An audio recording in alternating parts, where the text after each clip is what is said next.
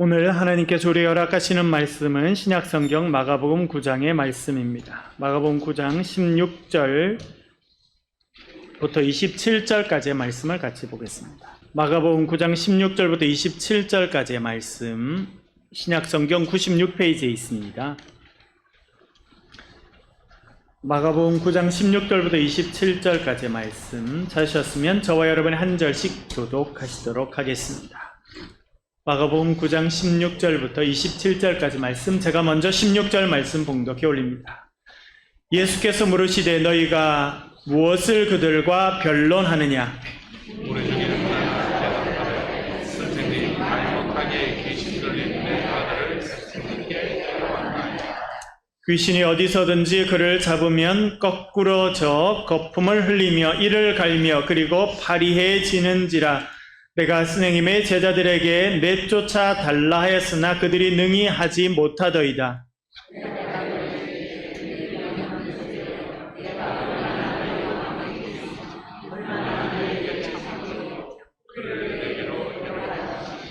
이에 데리고 오니 귀신이 예수를 보고 곧 그 아이를 심히 경련을 일으키게 하는지라. 그가 땅에 엎드려져 구르며 거품을 흘리더라.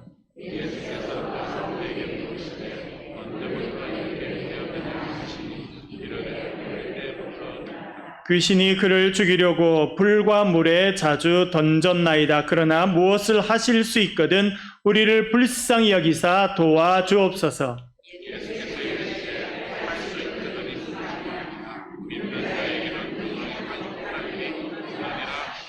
곧 그 아이의 아버지가 소리를 질러 이르되 내가 믿나이다. 나의 믿음 없음을 도와주소서 하더라.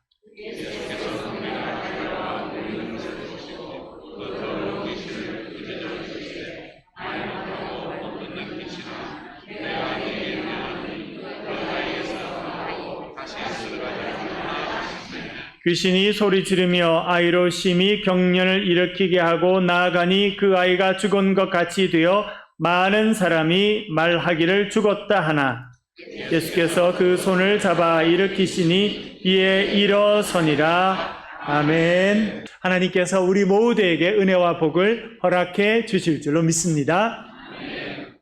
오늘은 믿는 자에게 기적은 현실이 된다, 그런 제목으로 같이 말씀을 나누겠습니다. 같이 한번 따라해 보겠습니다. 믿는 자에게 기적은 현실이 된다. 아멘. 며칠 전에 제가 어느 병원에 잠깐 들렀습니다. 우리 교인 중에 한 분을 뵙기 위해서 병원에 잠깐 들렀습니다. 앉으라고 하시고 커피를 주셔서 커피를 마셨습니다. 그런데 그 시간에 병원 원장님께서 오셨습니다. 그래서 인사를 하고 잠깐 말씀을 나누게 되었습니다. 그 원장님은 아주 열심 있는 가톨릭 교인이셨습니다. 저에게 이런 말씀하셨어요. 목사님, 제가 전문의 수련을 마친 지가 30년이 넘었는데 최근에 어려운 일을 경험하셨다는 거예요. 얼굴 수술을 하시던 중에 피가 멈추지 않는 그런 일이 발생하였다는 것입니다. 그래서 수술이 원하는 대로 이루어지지 않아서 본인이 참 힘드셨다. 그리고 그 환자의 가족들도 불평을 크게 말씀하셨다는 것입니다. 자기의 삶에 지금까지 은혜로 잘 병을 운영해 왔는데 마음이 큰 부담을 안는 일이 생겼다는 것입니다. 그래서 그분이 그날 이후로 화살 기도를 시작하셨다. 그래서 제가 가만히 있으니까 이분이 친절하게도 설명해 주시더라고요. 화살 기도는 가톨릭 교회에서 주로 쓰는 그런 단어랍니다. 그래서 급한 일이 있을 때 짧게 기도하는 거, 그리고 구체적인 대상을 정하고 그 대상을 위해서 기도하는 것을 화살 기도라고 한답니다. 그래서 그 원장님이 자기 핸드폰에 그 환자의 얼굴 사진을 넣어놓고 아침 저녁으로 화살 기도를 하셨다.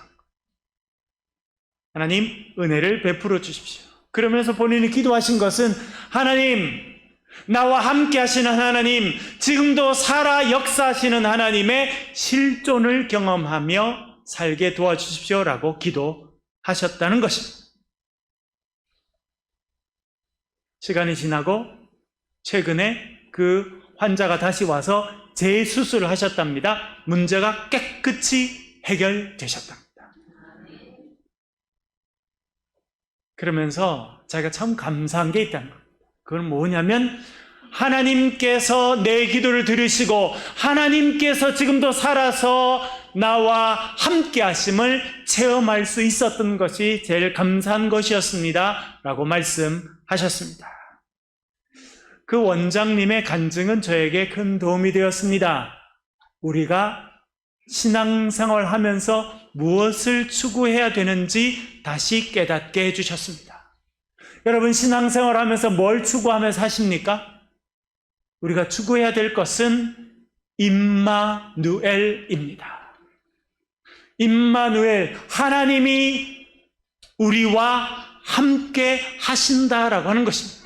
여러분, 우리가 신앙생활 하면서 필요한 것은 지금도 살아계신 하나님께서 나와 함께 하신다는 것을 느끼고 깨닫고 체험하며 살아가는 것, 그것이 우리 신앙생활의 중심이어야 되는구나 다시 깨닫게 되었습니다.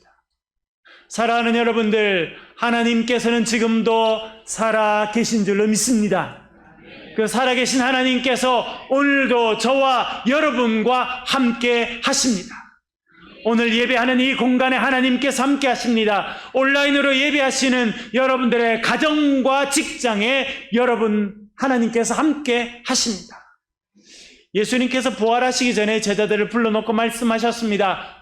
볼지어다 내가 세상 끝날까지 너희와 항상 함께 있으리라 말씀하셨습니다.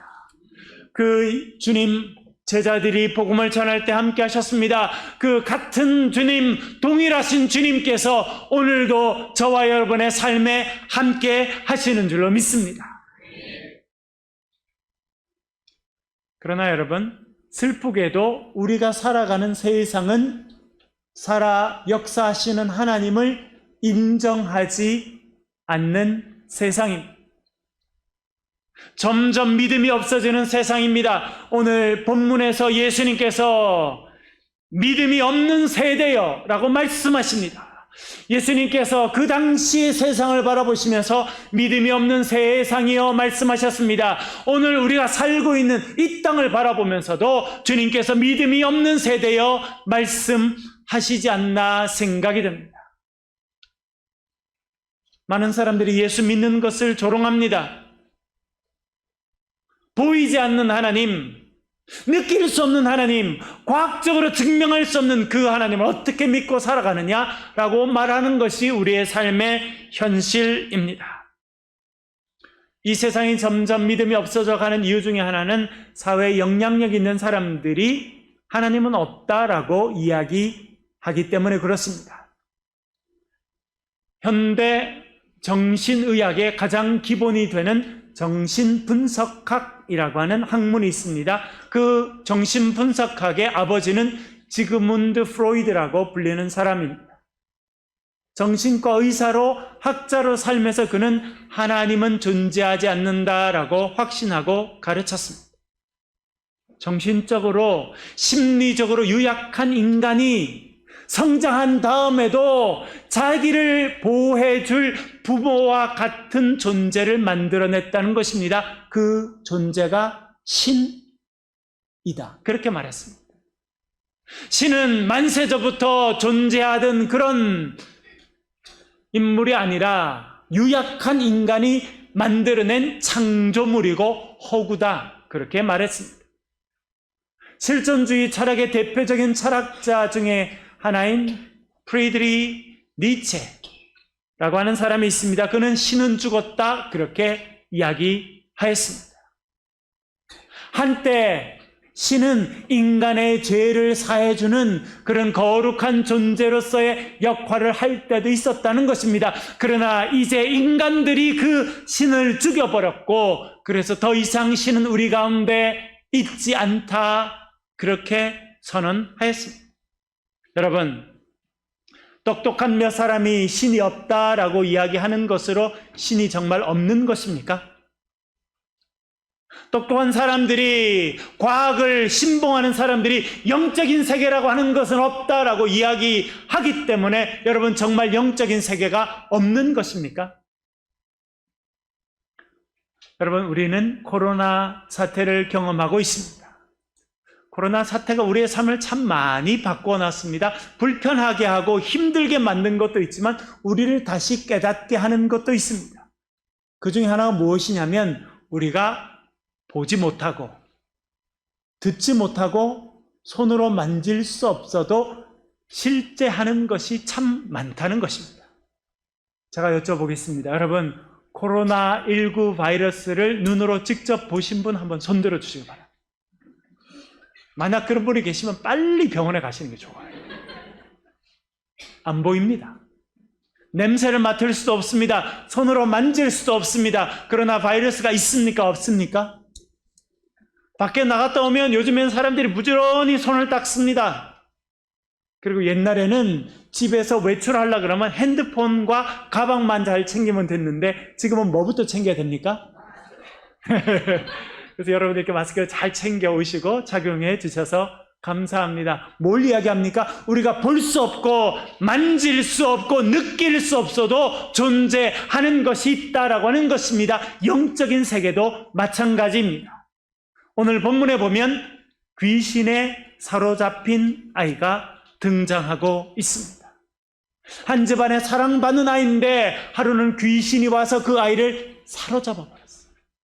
여러분, 참 안타깝게도 이 시대는 악한 생각에 사로잡힌 사람이 많습니다. 악한 세력이 사로잡고 있는 그런 젊은이들이 너무 많아요. 여러분, 우리나라 얼마나 잘 살게 됐습니까? 이번에 코로나 사태를 보면 여러분, 우리가 유럽에 있는 많은 나라, 그리고 강대국이라고 하는 미국보다 훨씬 더 앞서 있는 의료 시스템을 가지고 있다는 것을 알게 되었습니다. 뿐만 아니라 특별히 대구에 계신 여러분들, 시민의식이 세계적인 수준. 아무도 도시를 봉쇄하지 않았습니다. 여러분, 미국 보셔요. 유럽에 보세요. 도시를 봉쇄하고 집 밖에 나아가면 벌금을 물기는 그런 일들을 지금도 실행해도 코로나가 다 안 잡히는데 우리는 봉쇄한 적도 없고 집 밖에 나가면 체포하지도 않습니다. 그러나 스스로가 집 밖에 나가지 않고 스스로가 남을 보호하고 규칙을 지키는 성숙한 시민의식을 보여주게 되었습니다. 얼마나 우리가 많이 성숙했는지 모릅니다. 너무나 훌륭한 일이죠. 사실은 저희 아이들 1살 때, 큰애는 1살 때 미국 가서 9년을 살았고, 둘째는 미국에서 태어나서 살았거든요. 그래서 미국이 여러 가지로 더 좋다, 그렇게 생각하고 지냈는데 이번 코로나 사태를 지나고 저희 애들은 뭐라는 줄 아세요? 아빠, 미국보다 한국이 훨씬 발전한 것 같아요. 자기 입으로 고백하더라고요. 제가 고맙다 그랬어요. 여러분, 그런데 우리나라 이렇게 발전되어 있고 성숙도 있지만 우리 자녀들은요, 뭔가 붙잡혀 살고 있어요. 청소년 자살률 세계 1등을 12년, 13년 동안 달리고 있어요. 세계에서 청소년들 가장 많이 자살해 죽는 나라가 우리나라. 그리고 청소년들의 3분의 1, 3명 중에 1명은 자살 충동을 계속 느낀다는 거예요. 아이들이 생각이 건강하지 못합니다. 마치 오늘 본문에 나와서 귀신에게 붙잡혀 있는 이 아이처럼 귀신이 와서 붙잡히면 그 아이가 땅에 뒹굽니다. 거품을 입에 품고 숨을 쉬지 못합니다. 그리고 마치 동상에 걸려서 죽어가는 사람처럼 다리와 몸이 뻣뻣해지는 현상이 있었다. 성경이 그렇게 알려주고 있습니다. 여러분, 아이들이 고통받는 것, 부모에게는 가장 큰 고통입니다. 제가 미국에서 목회할 때 어느 집에 신방을 갔습니다. 상당히 널쩍한 그런 정원이 있는 그런 아주 좋은 집입니다. 남편이 아주 사업을 잘해서 여유롭게 살아요. 제가 물어봤습니다. 기도 제목이 뭐냐고 물어봤습니다. 아이가 둘이 있었습니다. 둘째 아이가 남자인데 만 3살쯤 됐어요. 그 아이가 아주 어릴 때 열이 많이 났는데 열이 많이 난 후유증으로 경기를 한다는 거예요. 그래서 그 다음부터 열이 많이 나면 경기하는 경세가 생긴다는 거예요. 근데 어느 날은 밤에 아이가 경기를 시작했다. 애가 경기를 하면 숨을 못 쉰다는 거예요. 숨을 못 쉬면, 여러분 아이들 숨 못 쉬는 것도 보신 적 있으시죠? 그러면 입술이 일단 새파래지고 나중에 얼굴이 새파래진다는 거예요. 그러면 자기가 빨리 앰뷸런스를 부르고 그 아이가 숨 쉴 수 있도록 몸을 주물러주고 하는데, 그때가 마치 지옥 같다. 얼마나 고통스러운지. 그래서 그런 일이 없게 해달라고 기도 부탁을 하신 적이 있었습니다. 본문에 부모님도 그런 어려움을 겪었습니다. 귀신이 와서 그 아이를 붙잡으면 그 아이가 숨을 쉬지 못하고 거품을 내뿜고 죽은 아이처럼 몸이 뻣뻣해지는 그런 일을 겪고 있었습니다. 그래서 이 부모가, 아버지가 아이를 데리고 제자들에게 왔습니다. 그런데 제자들이 그 아이들을 보고 옆에 사람들이 모여서 도와주지 않고 변론하고 있었다 말합니다. 오늘 14절, 여러분 제가 나눠드린 프린트물에도 제일 먼저 14절이 있는데요. 그들이 제자들에게 와서 보니 큰 무리가 그들을 둘러싸고 서기관들이 그들과 더불어 변론하고 있더라. 뭘 하고 있었다는 겁니까? 변론하는 게 뭡니까? 내가 맞니? 네가 맞니? 그런 말을 하고 있었다라고 하는 것입니다. 아이가 지금 당장 아픈데 이 아이를 도와줘야 되는데 도와주기는커녕 내 생각이 맞다, 이렇게 하는 것이 좋다, 그렇게 변론하고 다툼을 벌이고 있었다, 그렇게 성경이 말씀해 주고 있습니다. 그 모습을 보시고 주님께서 식구들에 말씀하십니다. 믿음이 없는 세대여 라고 말씀하십니다. 원문의 그대로 뜻을 풀이하면 믿음 없는 사람들의 세상이여, 그렇게 말씀하셨다라고 하는 것입니다.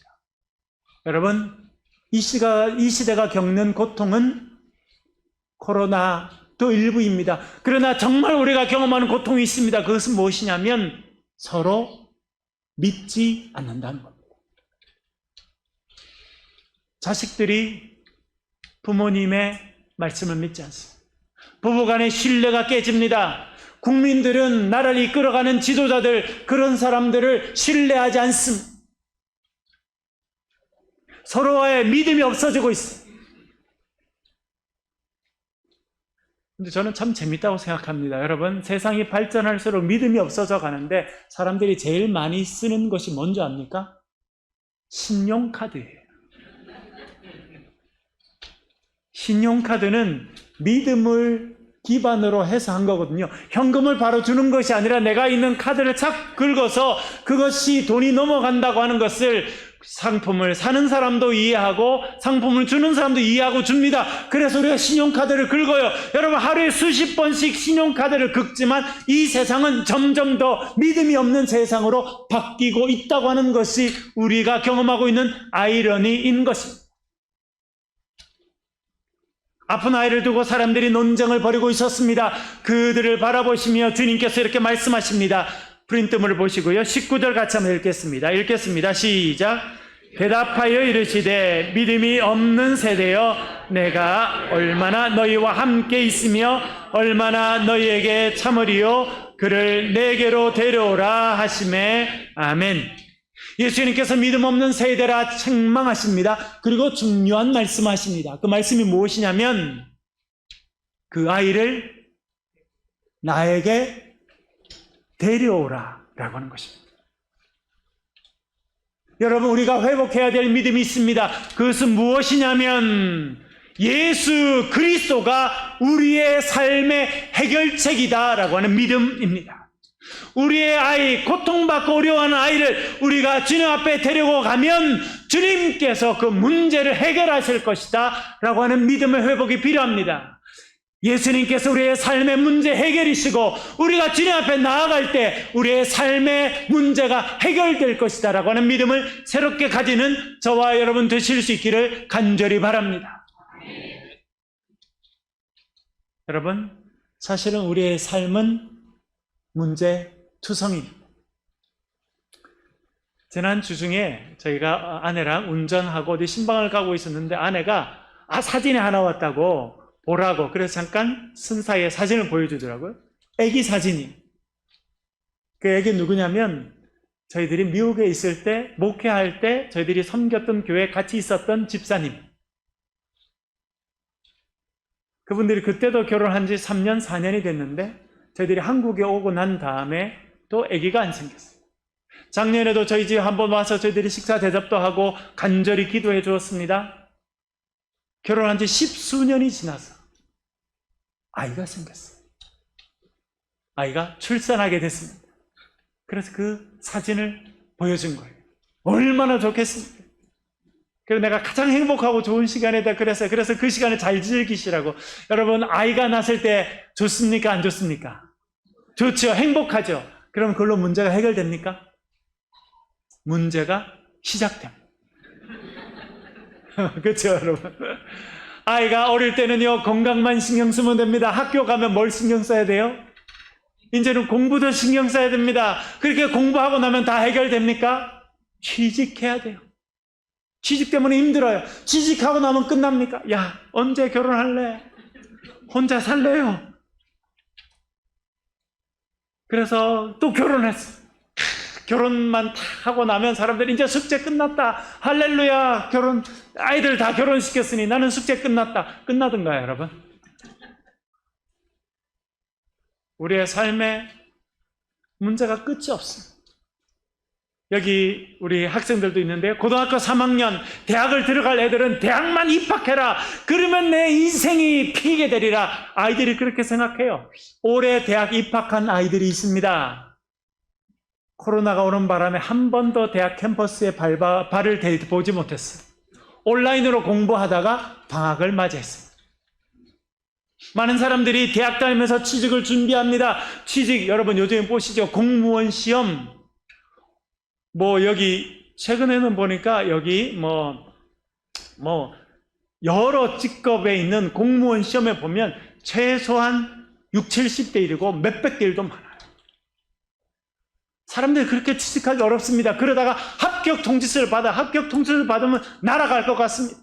그리고 옷을 준비하고 첫 직장에 출근할 걸 준비합니다. 그리고 첫 직장을 출근하면서 얼마나 발걸음도 가볍고, 야, 내가 드디어 직장 가게 됐구나. 너무 좋아요. 영화의 제목처럼 이보다 더 좋을 순 없다. 그렇게 하고 직장생활을 시작합니다. 그런데 여러분, 통계 보면 우리나라 청년들의 첫 직장을 얻어서 얼마 동안 근무하느냐? 첫 직장 근속 연한은 1년 6개월입니다. 그렇게 취직해도요, 1년 6개월이면 회사를 바꾸고 직장을 바꾼다. 삶이 문제투성입니다. 많은 문제는 우리가 해결할 수 없습니다.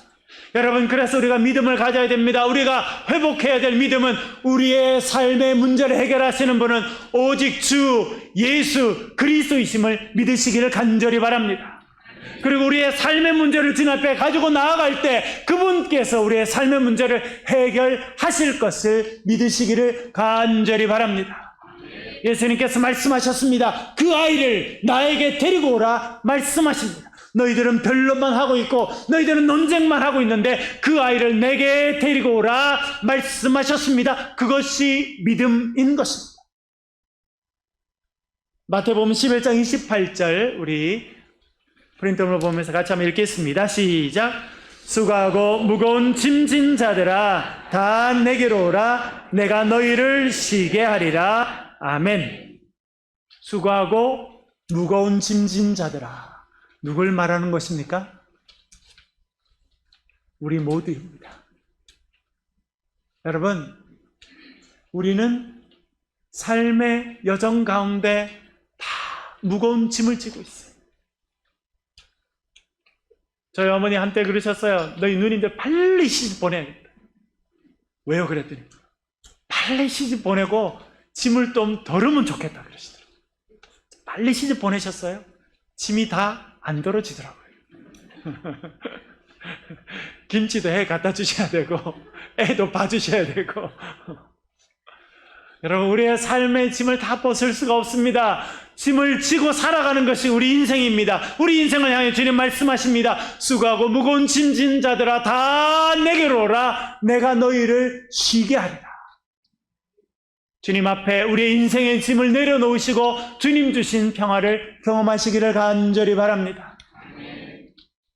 여러분, 이 삶을 살 때 우리에게 필요한 것이 있습니다. 그것이 믿음입니다. 믿음. 저는요, 12회를 혈루증으로 앓았던 여인이 늘 생각납니다.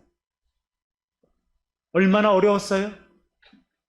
몸에 병이 있고 병은 점점 더해지고 세상 의학으로 치료할 수 없고 혼자 어려움과 고통을 겪으며 외로이 살아갈 수밖에 없는 사람이 12회를 혈루증으로 앓았던 여인입니다. 그 여인이 살아가다가 귀에 들려옵니다. 예수님의 소문이 들려옵니다. 그리고 예수님의 소문을 들었더니 마음에 믿음이 생겼습니다.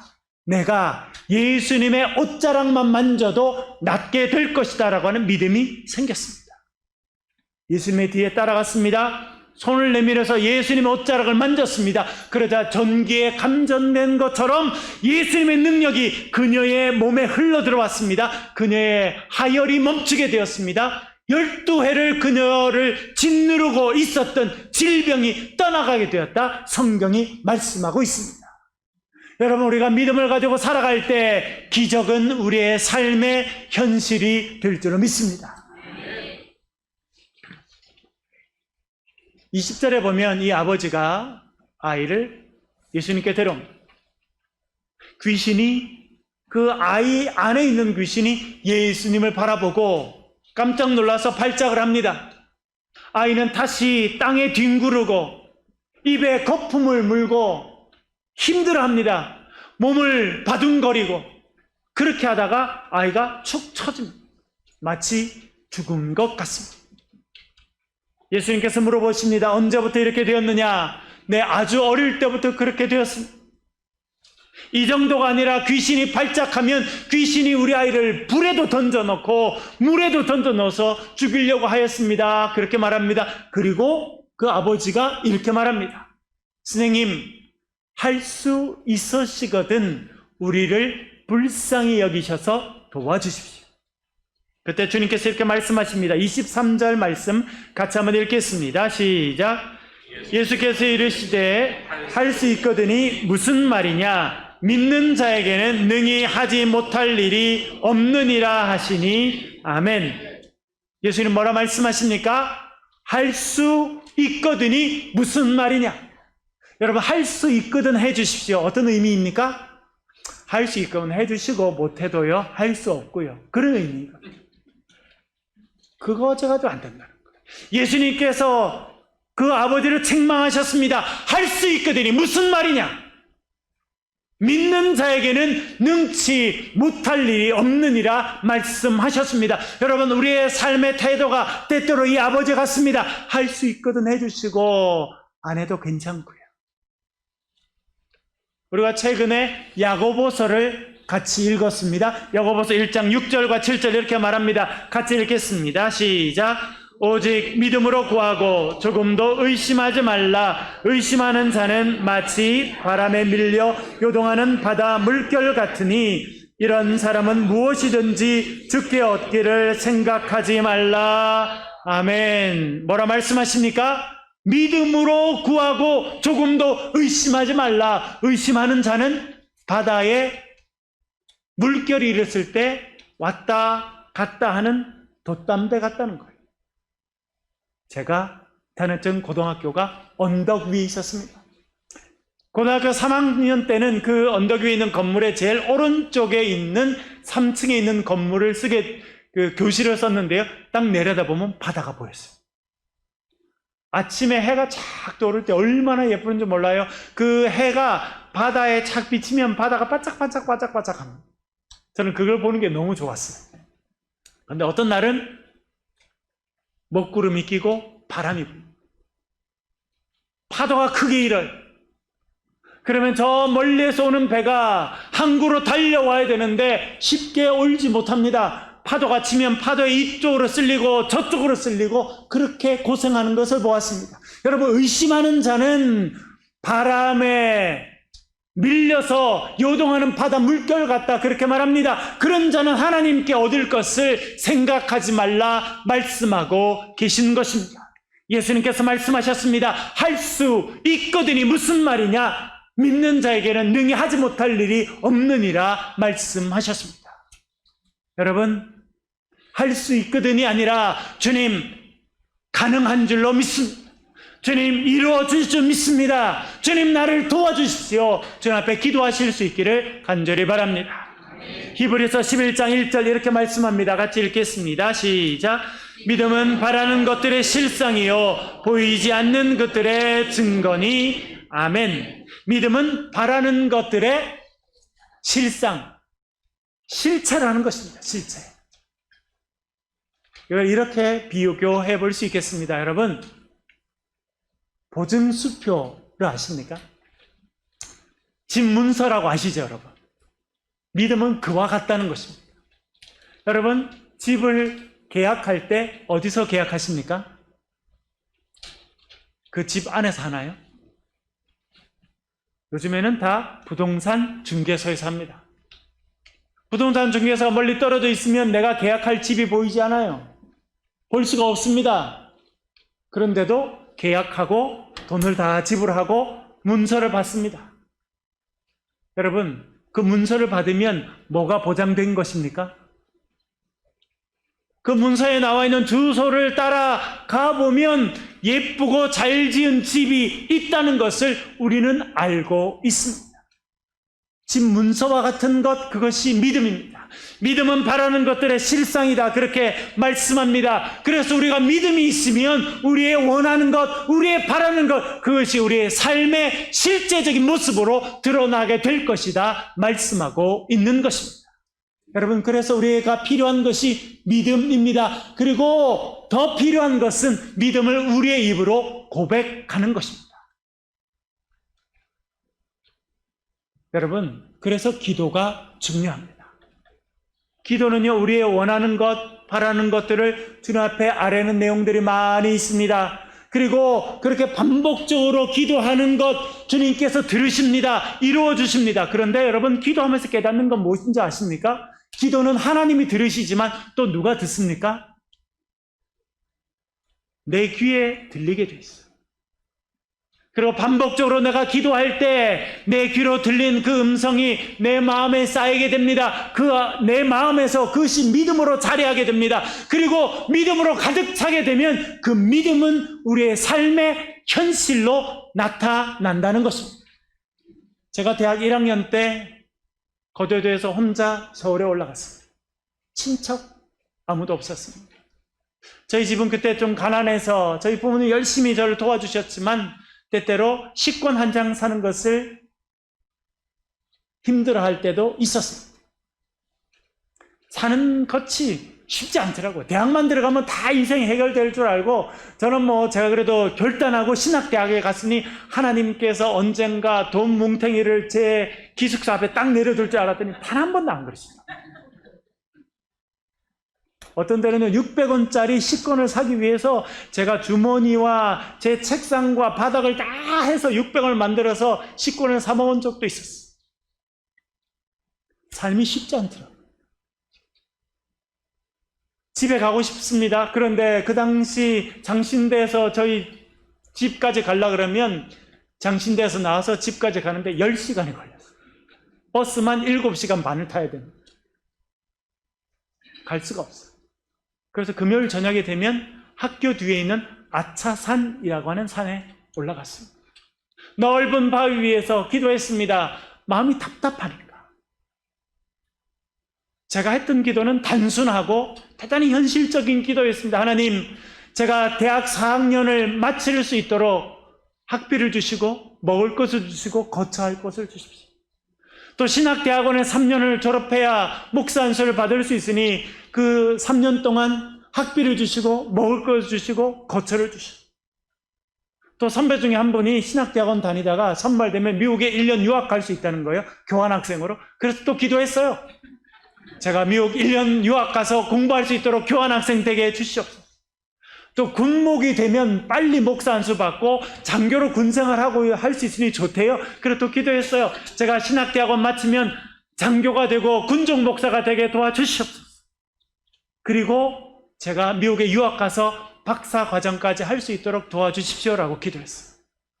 여러분, 식권 한 장 사서 먹기가 쉽지 않은 시간이었는데 저는 그 기도가 뭔지도 모르고 사람들이 말씀해 주시고 제 마음에 확신을 주신 것 가지고 늘 기도했어요. 산에 올라가면 그 기도하고 산에 올라가면 그 기도하고. 그게 뭔지도 모르고 기도했어요. 여러분, 어떻게 되었습니까? 단 하나도 빠뜨리지 않고 하나님께서 이루어 주셨습니다. 그래서 여러분, 우리의 입으로 나오는 믿음의 말은 너무 중요합니다. 그 믿음의 고백은 우리의 마음의 믿음이 되는 것이고 그것은 우리의 삶의 현실이 될 줄로 믿습니다. 여러분, 우리 자녀들에게 믿음의 말을 좀 해주시길 바랍니다. 제가 짧은 기간 부모로 해보니까요, 남의 자식은 믿음의 말 해주기 쉬워요.